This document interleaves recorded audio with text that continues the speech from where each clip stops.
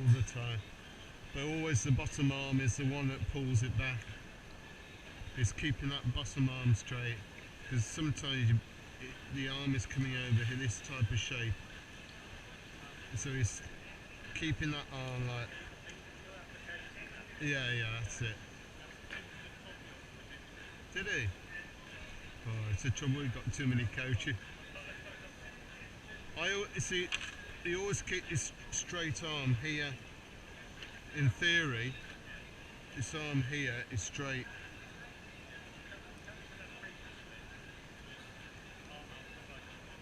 Yeah.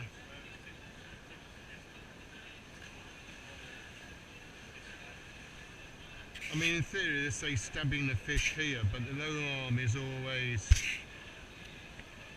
yeah, it's straight there, because you're pulling back. So you're pulling back on the arm here. The trouble is, though, is that someone will interpret different than somebody else will. But if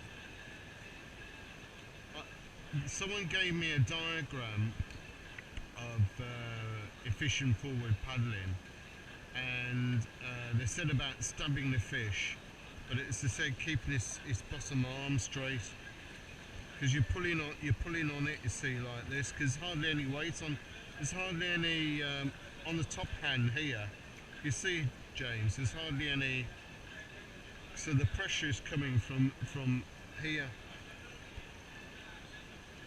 Anyway, always remember what I said at the beginning. When you first started doing this, were you going in a straight line? Yeah. So it's just making it, yeah.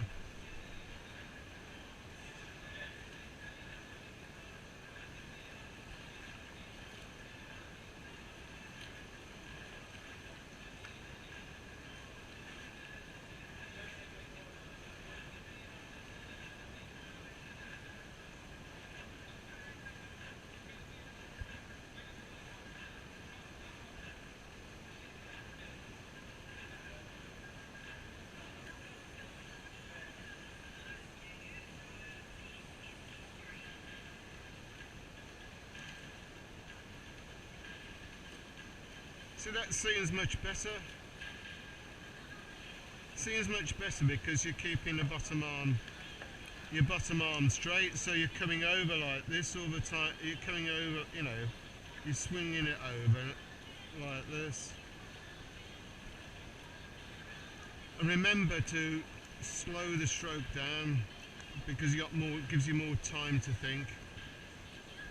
So what I want you to do is paddle down there. Have you paddled backwards? I haven't done backwards with you. Same principle of paddling backwards, where you put your paddle here and you just take it to your hip and lift it out, and then here. But you've got the trunk rotation and your footwork is the same. So paddle down there forward and then come back reverse. But slow it all down.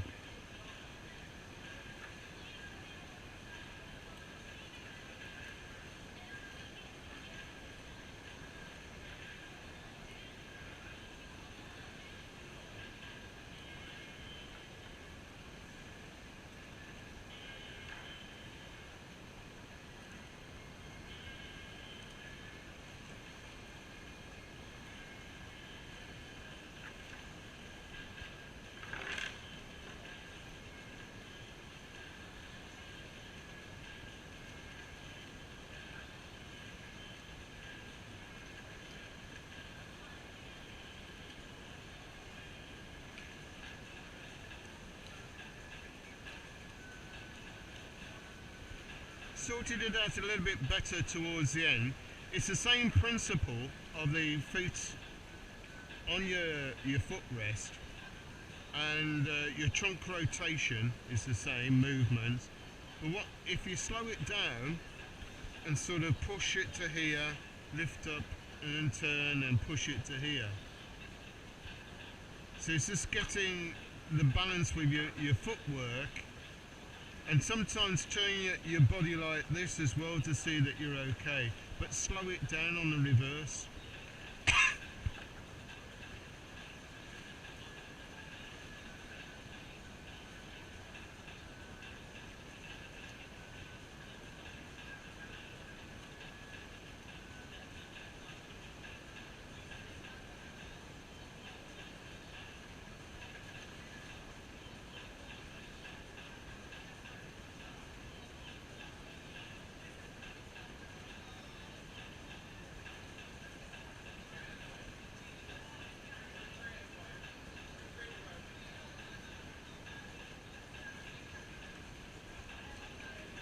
Certainly more improvements on the control part, isn't it, on the reverse? But it, huh? Yeah, it's that sometimes it's just slight movement here and a slight movement here. Particularly because this water's light, you see, so you don't need too much power. Keep on the go of that.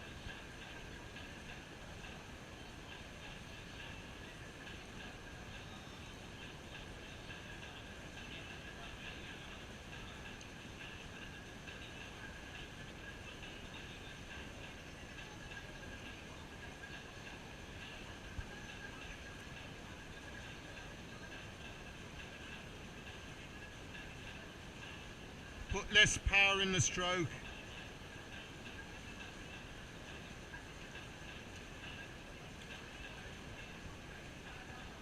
Sometimes it's like the power, particularly like this, you only have to do maybe because your right side you may put too much power. Just gently just go like that and then switch across there. So it's a very gentle sort of movement.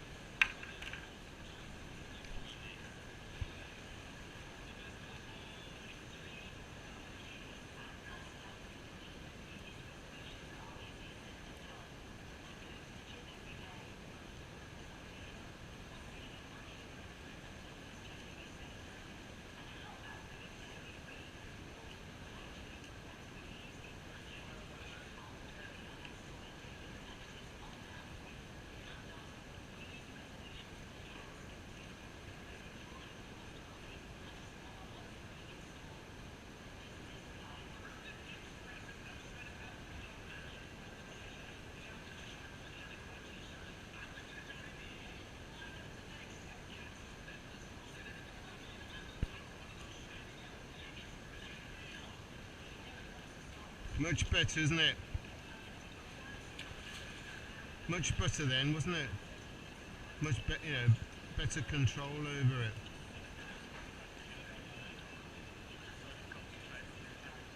Yeah, but it's that it's getting the feel of the water, feel of the boat, feel of your stroke, because you're probably turning because you're probably putting too much power into it on one side and then you're trying to correct it on the other. Obviously when you're in white water you have to put obviously more power into it, but it's not about power at the moment. It's about that feel of knowing how much power to put in and how much not to put in. Okay, let's see. I think I've got this on.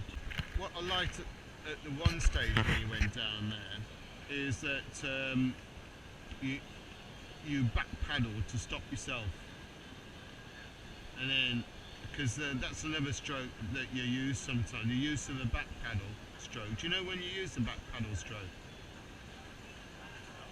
Yeah, to stop, but also to slow yourself down before you go into a drop sometimes, to slow yourself down, so you're giving yourself time to look at future water to know which route you want to take, because it's not all about going 100 miles an hour down something. Okay, steering. Do you know how to steer? Right. What they say is steering is you forward paddle and then just put have you done open canoeing? Yeah, yeah, but you do steer in an open canoe, don't you, with the stroke, with the if it's either you come down like that and then you go like that and you either push or pull, don't you, like this. So basic is the same principle. So sometimes with the kayak you initiate it a little bit by putting a little bit of a turn stroke here, or you could do turn stroke here and then put that in, or just turn stroke and then put this here, and then you position yourself with your trunk rotation and you start pushing or pulling at the back for steering. The purpose of that is if you're going through a narrow space. I have a tendency to, because initially I was an open canoeist, I have a tendency to, if I'm going through a narrow gap, to either do this at the back of my boat. Yeah, it just really just going like push and pull, which is really steering. But I use that to go around rocks rather than go, oh, I'm going to do this one. Seems easier to me to just go push or pull here. But it's learn this way. It's, as I say, you're coming like that, and then you can initiate it with a bit of a turn, and then putting it in there like that, and then leading out. But just put your stroke in like that, and then you can take it into there. So it's like this, and then turn the paddle round, and then turn your trunk rotation round to see if you can steer in a straight line. And then on the way back, yeah, do it on the way back, that steering.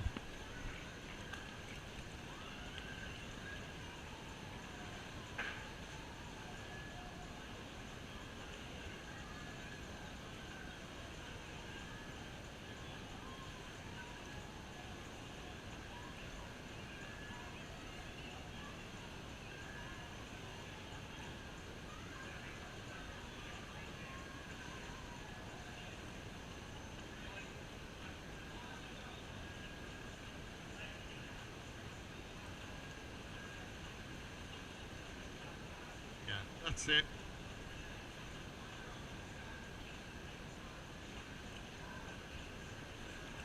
Right. Try it on the other side as well.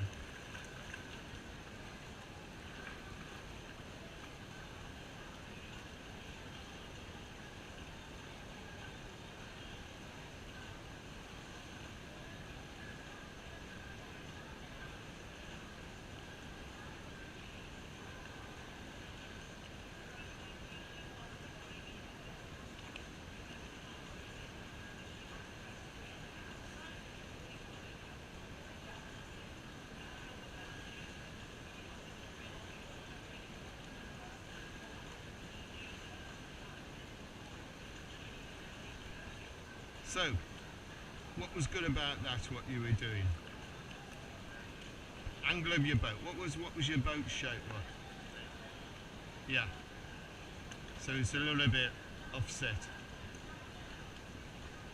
Yeah, it's as I said, I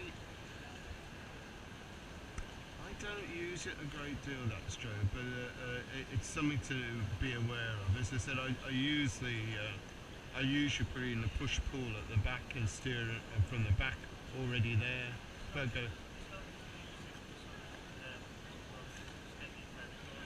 yeah.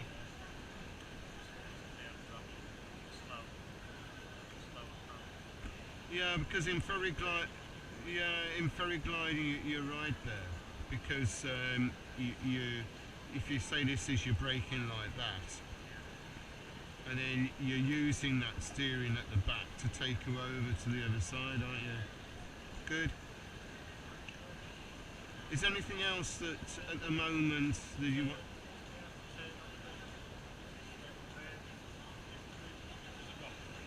Yeah.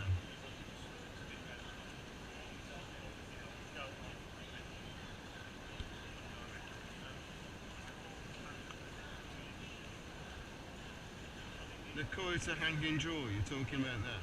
Right. Again, you know where you offset yourself? So you offset yourself with um, with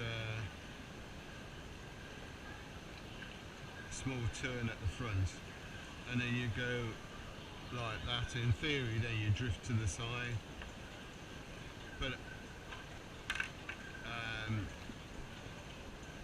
people practice that stroke. I don't use it.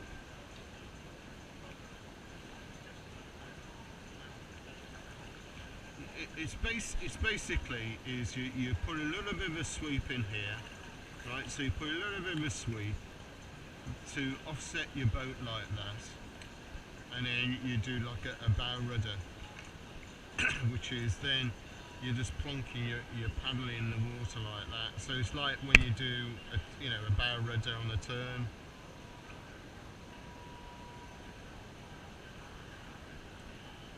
I think personally,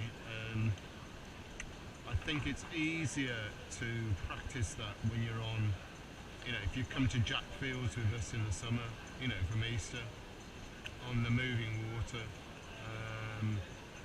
it's easier to do it in that situation than it is here. But I don't do a hanging draw. Trying to think what I do when I break in. See, Richard's doing a hanging draw now. Can you see? He's very good at it. Yeah. But as I said, it's. In fact, I don't even see Rich when he's on real water. I never see him doing that stuff. I see him practicing it, but I never see